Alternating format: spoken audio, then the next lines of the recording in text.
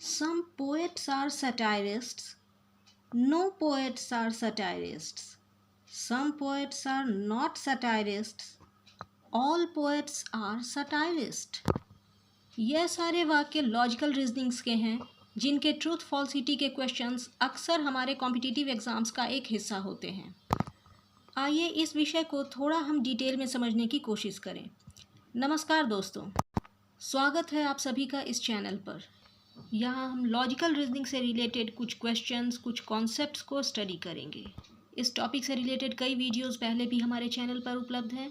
अगर आपने वह वीडियोस नहीं देखी है तो प्लीज़ लिंक डिस्क्रिप्शन बॉक्स में है, उन्हें देख लें तथा हमारे चैनल को सब्सक्राइब कर लें।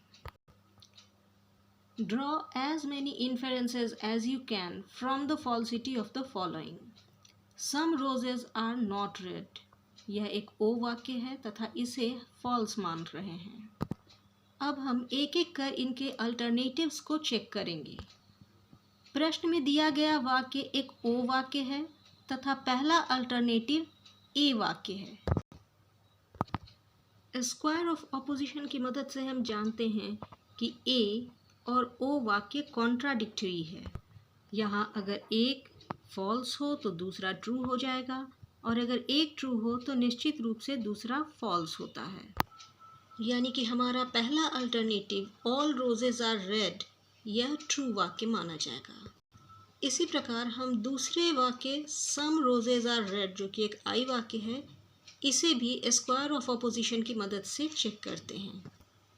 ओ और आई का रिलेशन सब कॉन्ट्ररी कहा जाता है।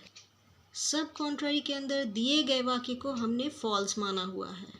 अगर एक फॉल्स होता है तो दूसरा निश्चित रूप से ट्रू होता है, इसलिए यहाँ हमारा दूसरा alternative some roses are red I वाक्य ट्रू होगा। अब हम तीसरे वाक्य को देखते हैं नो रोजेज आर रेड जो कि एक ई वाक्य। ओ और ई का रिलेशन सब अल्टरनेशन कहा जाएगा। सब अल्टरनेशन में पर्टिकुलर फॉल्स होने से यूनिवर्सल भी फॉल्स होता है, यानी कि हमारा तीसरा alternative no roses are red जो एक ई वाक्य है वह निश्चित रूप से फॉल्स होगा। इसलिए हमारा आंसर इस प्रकार दिखेगा। अगले प्रश्न में all writers are good speakers A वाक्य है जिसे ट्रू मानकर हम इस प्रश्न को सॉल्व करेंगे। दिए गए अल्टरनेटिव्स में पहले नंबर पर है no writers are good speakers जो एक ई वाक्य है। ए और ई के बीच कॉन्ट्ररी रिलेशन होता है और कॉन्ट्ररी में दिया गया स्टेटमेंट अगर ट्रू माना गया तो दूसरा स्टेटमेंट फॉल्स होता है, यानी कि statement number 1 no writers are good speakers E वाक्य फॉल्स हो रहा है। अब हम दूसरे स्टेटमेंट को चेक करते हैं। सम writers are good speakers I वाक्य है।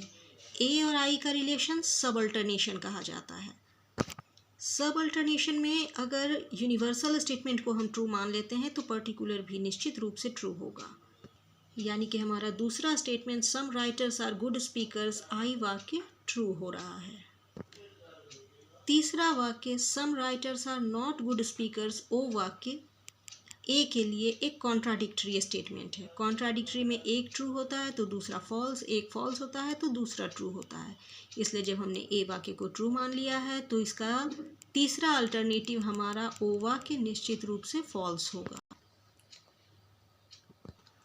अगर हमारी दी गई जानकारी अच्छी लगे तो प्लीज़ लाइक, शेयर और सब्सक्राइब कीजिए। मिलते हैं अगली वीडियो। धन्यवाद।